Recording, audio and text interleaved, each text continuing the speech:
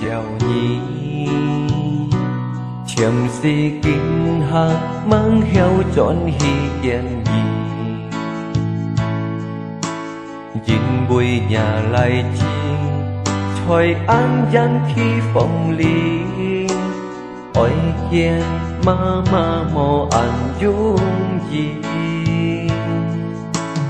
ma ngay đi nhi tâm tìm ngài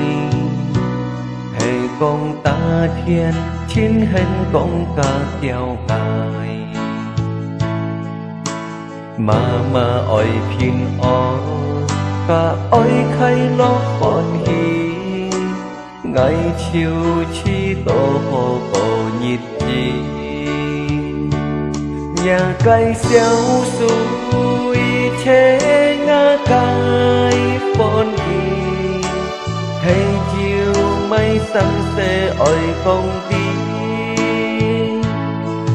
một dặm lo xiêm tan xa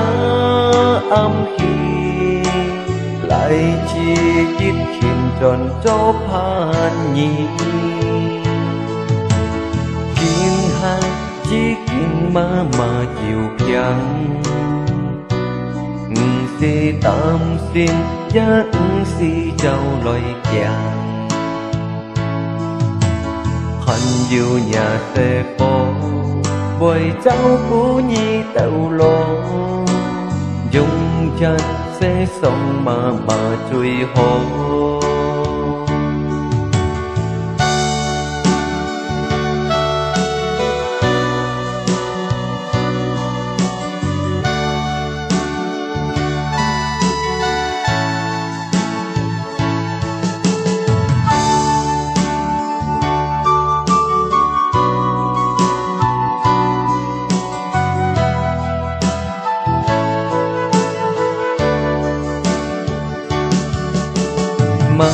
mà ngay xin chào nhí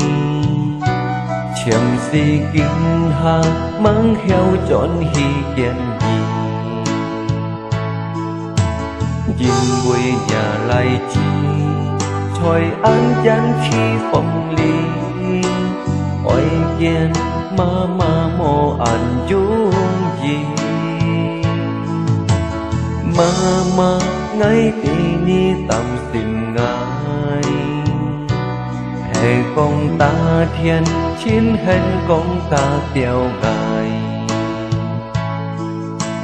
mà ôi phin ó cả ôi khay lo phòn hi ngày chiều chi to hồ cổ nhịp chi nhà cây xéo xuôi chế ngã cái phôn hi hay chiều mây xanh xe ôi công ty một dòng lo xiêm tan xa âm kỳ lại chi chít khiến tròn có phan nhị kinh hạc di kinh mà nhiều piang si tam sim giá si trao lời chàng hành yêu nhà xe phong bồi cháu cũ nhi tàu lo dung gian sẽ sống mà truy hô sẽ sống hè to lối mà cái giá diêu hồ mai chế mà chẳng mồ hồ dùng lùi mai